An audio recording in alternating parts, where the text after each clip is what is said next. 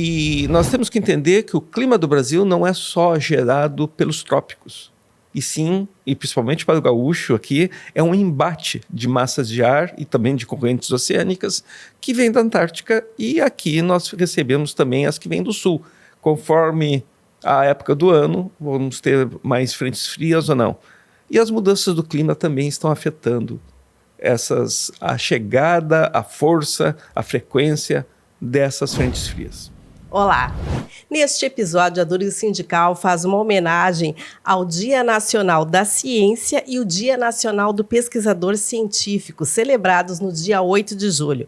A data marca a fundação da Sociedade Brasileira para o Progresso da Ciência, SBPC. Também marca o fomento à produção científica nacional. Para falar sobre este tema, o nosso convidado é o professor Jefferson Cardia Simões, diretor do Centro Polar e Climático, CPC, do Instituto de Geociências da URGS. Ele é membro titular da Academia Brasileira de Ciências e comendador da Ordem Nacional do Mérito Científico. O professor Jefferson é pioneiro na ciência glaciológica no Brasil e liderou expedições para a Antártica. Boa tarde, professor. Bem-vindo ao nosso programa. Boa tarde, é um prazer mais uma vez estar aqui na URGS. Obrigada. E para iniciar, eu vou fazer a minha autodescrição. Meu nome é Simone Medeiros Ramos, sou jornalista da Durga Sindical, estou vestindo uma blusa verde, sou uma mulher negra, tenho cabelos castanhos, um pouco luzes douradas. Estou vestindo uma blusa verde, uma calça preta e uma bota preta. E também estou bem contente em estar entrevistando o professor Jefferson Cardia para falar sobre as mudanças climáticas e os impactos no nosso planeta. Bom, boa tarde. Então, vou começar com uma descrição minha. Eu sou um professor da Universidade Federal do Rio Grande do Sul, no Departamento de Geografia. Tenho 66 anos. Sou calvo, estou vestindo um blusão cinza e uma calça de jeans azul. Sou um homem branco e o que mais eu poderia dizer? Já estou aqui nessa instituição há 33 anos. É uma vida e tem muitas experiências, e nós vamos falar sobre essa última expedição que o senhor liderou agora para a Antártica. E gostaria também que a gente precisa ter essa curiosidade aí, desfazer essa curiosidade. Afinal, é Antártica, Antártida, por que nós usamos essas denominações? Na verdade, Antártida é um galicismo, mas os dois termos são aceitos, mas o Programa Antártico Brasileiro usa para se referir tanto ao continente quanto ao oceano e a região antártica. Tá? Hoje, o oceano, por exemplo, não é nem mais Antártico, é o Oceano Austral, o nome oficial. Então, é mais uma questão de uso. Certo. E, professor, e como foi essa última expedição e quais foram os impactos aí na região polar? Como foi essa experiência? Olha, evidentemente, grande parte das missões à Antártica hoje em dia estão nas questões de mudanças do clima e as mudanças ambientais, eu diria, em termos mais amplos, principalmente para entender como a Antártica está se respondendo a uma série de mudanças na atmosfera e no oceano. Note que não só a atmosfera está crescendo, mas o oceano Antártico, o Oceano Austral também está aquecendo, nós estamos vendo mudanças na acidez, aumento de acidez, a água está se tornando menos salina e assim por diante, modificações que inclusive afetam a teia alimentar. Então, ao longo de 70 dias, 57 cientistas de 7 países, falando 10 línguas diferentes, estiveram sob minha coordenação para percorrer mais de 27 mil quilômetros, numa circunnavegação, ou seja, dar uma volta nesse continente que é mais ou menos centrado no Polo Sul.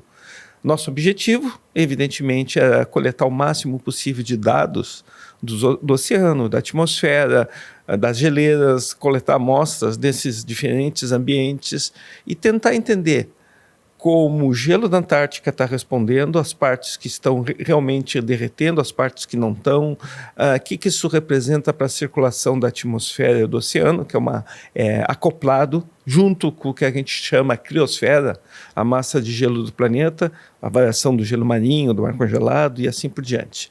Então, e foi um sucesso, porque dado num período geopolítico difícil para a colaboração internacional, como nós estamos vendo. Nós temos a guerra da Ucrânia, nós temos outros conflitos, ao mesmo tempo que estão dificultando essa cooperação, um aspecto essencial para a diplomacia da ciência.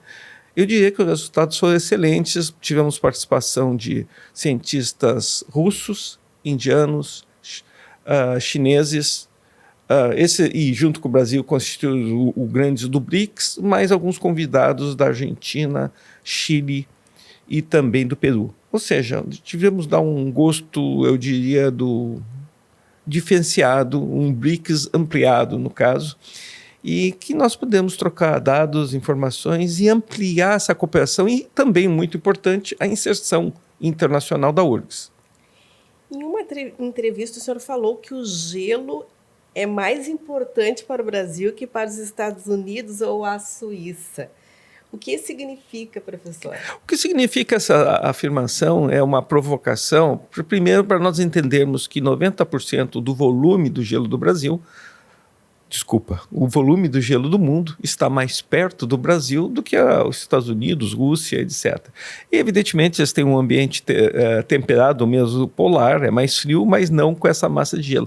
Mas o mais relevante é que essa massa de gelo da Antártica, ela controla a circulação da atmosfera, e o gaúcho sabe muito bem as consequências disso, inclusive na semana aí que nós andamos gravando ondas de frio. E nós temos que entender que o clima do Brasil não é só gerado pelos trópicos, e sim, e principalmente para o gaúcho aqui, é um embate de massas de ar e também de correntes oceânicas que vem da Antártica, e aqui nós recebemos também as que vêm do sul.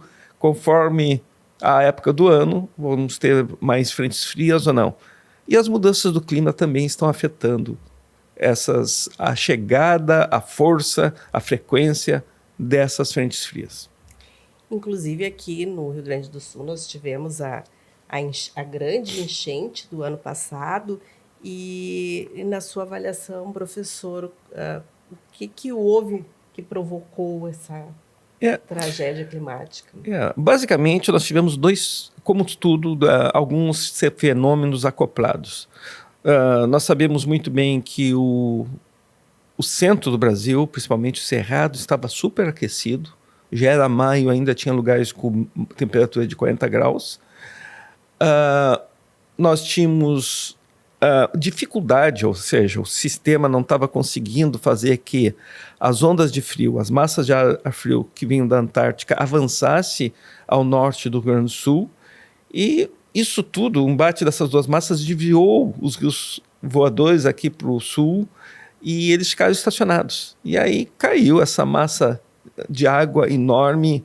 Em 10 dias caiu 50% da precipitação de um ano. Então nós temos que entender que esses eventos, como nós estamos vendo, eles estão se tornando mais frequentes. E vão se tornar, não nessa escala, mas certamente a frequência secular vai ser mais do que uma vez a cada 50 anos, 100 anos. E para este ano? Este ano... Não, olha, o que a gente sabe é que essas enchentes mais fracas vão se ocorrer mais frequentemente. Os grandes catástrofes, que nem maio de 2024, não são tão frequentes, mesmo com a intensificação dessas mudanças. Mas vão ocorrer de novo. A questão é quando. Professor, e nessas últimas expedições, o que tem sido observado nas mudanças climáticas no planeta? Olha, o que a gente pode falar especificamente é sobre a região polar e também sobre os Andes, onde são as regiões que nós, aqui do Centro Polar e Climático da URGS, trabalhamos. Nós estamos vendo, principalmente nas partes mais quentes, na Antártica, o derretimento, a retração de geleiras, mas mais importante, o gelo marinho, que é o mar congelado, também isso já começa a retrair, e para entender as formações das massas de ar frias que vêm da Antártica, elas são formadas, na verdade, não no continente, sim nos oceanos. Então, a retração desse mar congelado está aquecendo mais ainda o oceano e as massas de ar provavelmente não vão ficar tão fortes, as massas de ar frias. Mas também, no caso da Antártica, nós estamos já fazem 20 anos, a gente está vendo migração para o sul de diferentes espécies de pinguins, peixes,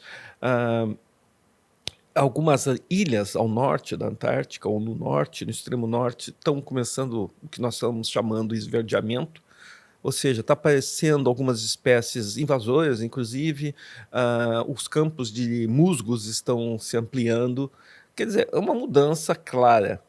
E nos Andes é a mesma coisa. Os Andes a gente está vendo uma rápida retração das geleiras, tem lugares que já perderam 40%, 50% da área. Isso está trazendo problema também de estresse hídrico em algumas cidades, porque muitas cidades, principalmente em altas montanhas, dependem do derretimento da água de geleira para dar água.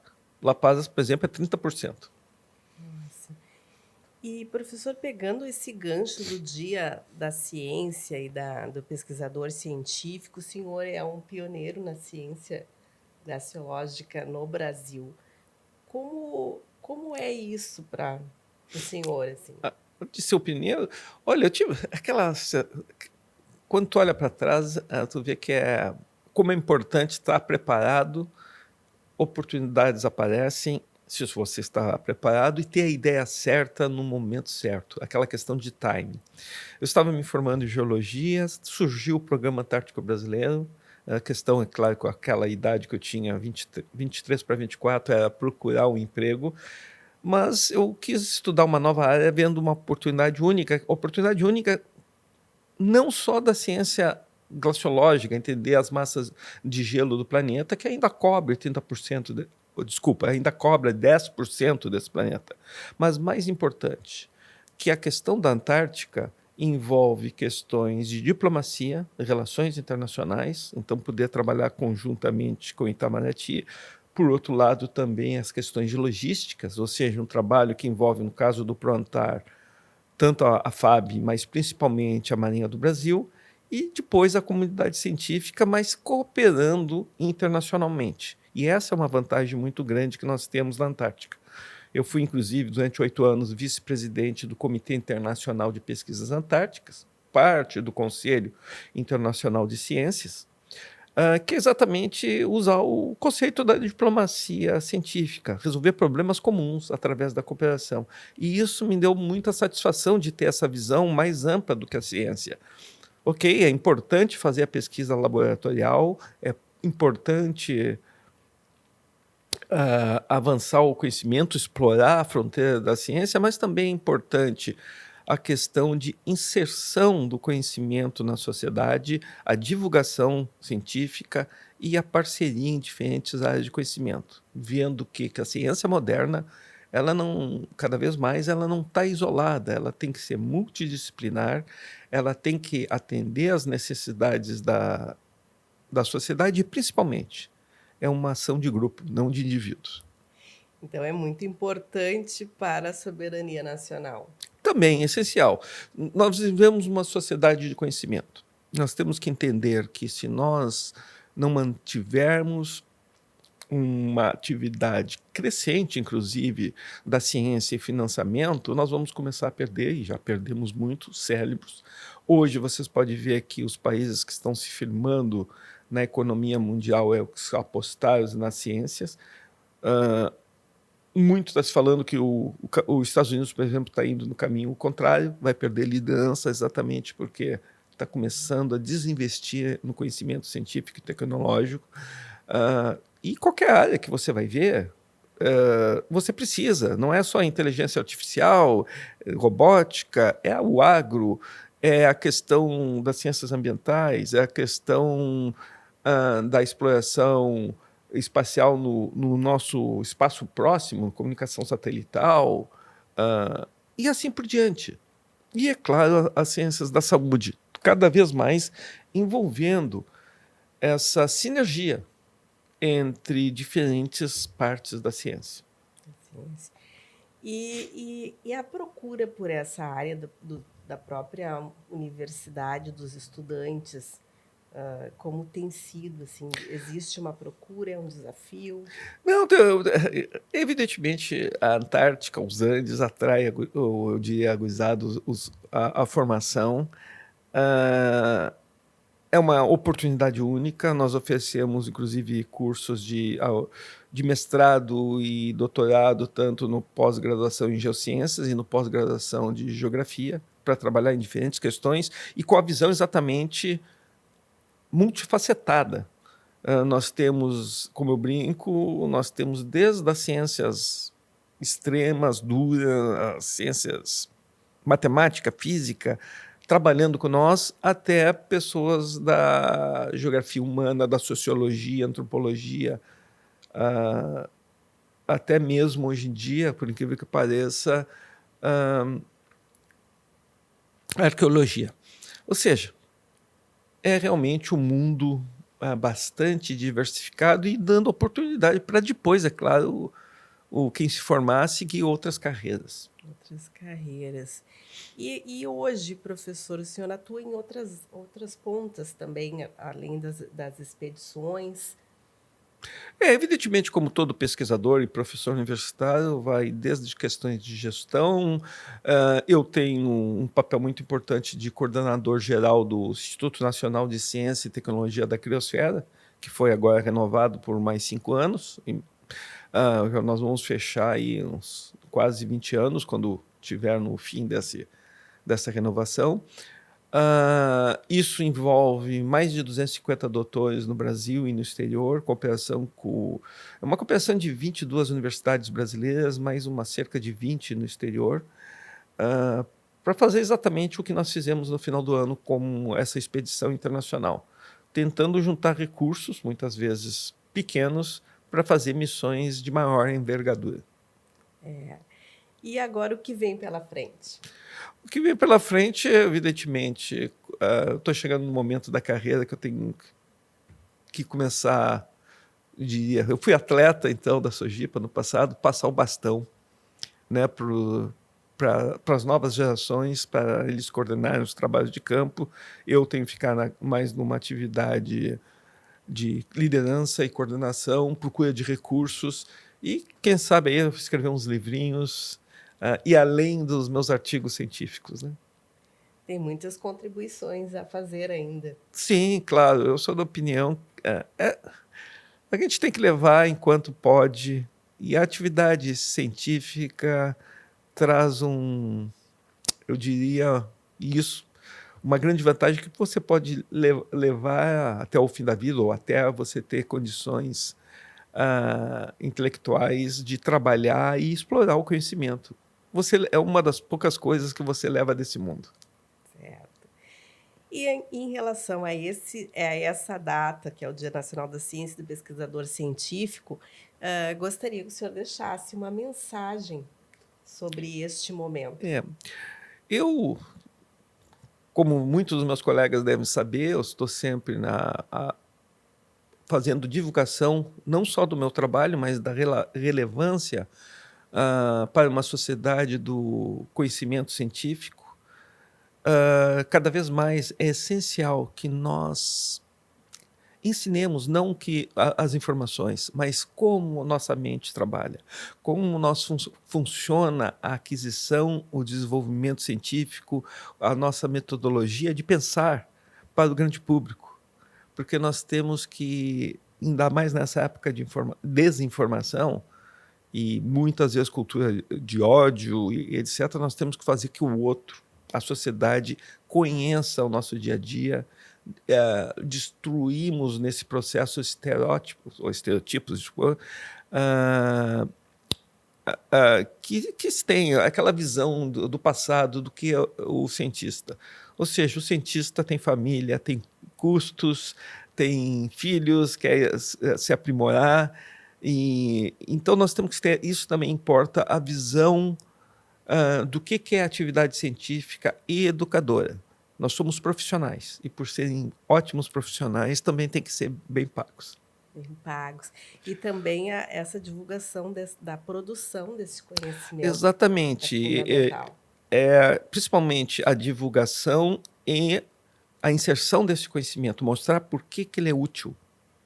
Né? Isso não impede que nós façamos 1000 pesquisas, às vezes que só vão ter uma aplicação daqui a 300 anos. Mas o importante é constantemente mostrar isso para a sociedade. São conceitos de ter programas integrados de comunicação social. Sem isso, não existe nenhuma instituição autojustificável. E esse é outro mito que nós temos que talvez destruir entre nós, que qualquer instituição por si vai se justificar perante a sociedade. Se justifica entre nós, evidentemente, que temos o conhecimento. Mas nós temos que mostrar. E essas mudanças climáticas, então, ainda tem alguma saída para isso? Olha, a grande questão que já está aceita entre nós vamos atingir o aumento da temperatura média de 2 graus, talvez um pouquinho mais, em relação a 1860.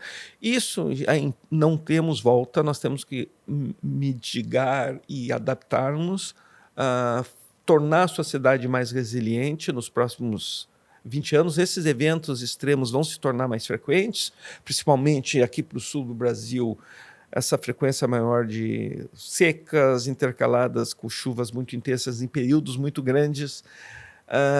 Mas o que a gente tem que lutar é que isso não chegue a 3, 4 graus. Ou seja, nós vamos ter que arranjar um meio de reduzir mesmo a nossa pegada de carbono. E nós vamos ter que mudar os padrões de fonte de energia, transporte, etc. Porque senão, cedo ou tarde, vai chegar a 3, 4. E quando alguns colegas meus que trabalham na química de atmosfera e balanço de energia acham que se nós chegarmos a 4 graus centígrados, nós podemos ter um ponto de não retorno, que muitos chamam em inglês tipping points.